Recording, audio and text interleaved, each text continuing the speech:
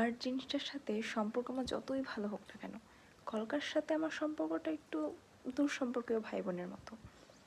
কলকাটা চিরকাল ধরেই যতই ভালো করতে চায় না কেন কিছুতেই ভালো হয় না।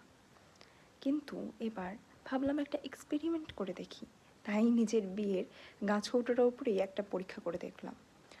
তেমন একটা ভালো করতে পারিনি প্রথম চেষ্টায়, তবে আশা করছি আস্তে ধীরে চেষ্টা করতে করতে আরও ভালো করতে পারবো। কিন্তু যতই খারাপ হোক না কেন, ভিডিওটা তোমাদের সাথে শেয়ার করতে আমার খুব ইচ্ছে করছে, তাই ভিডিওটা করে তোমাদের দেখালাম। সত্যি বলতে এই গাছকৌটোটা আমার অনেক দিন থেকে ইচ্ছে ছিল, বলতে গেলে বিয়ের আগে থেকে আমার ইচ্ছে ছিল একটা সুন্দর কলকা করা একটা গাছকৌটো থাকবে, যেটা আমি বিয়ের সময় হাতে তুলে ছবি তুলব। কিন্তু তখন হতে পারিনি, তাই এখন ভাবলাম যে গাছকৌটোটাকে নিজের মনের মতো সাজানো যাক।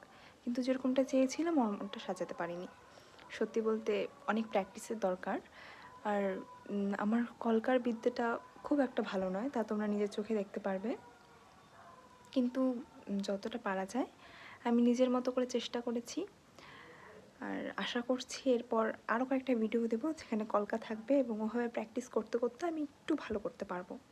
কিন্তু আর যখন ভালো করতে পারবো তখন এই গাছকুটোটাকে আর একটু পরিবর্তন করতে পারবো।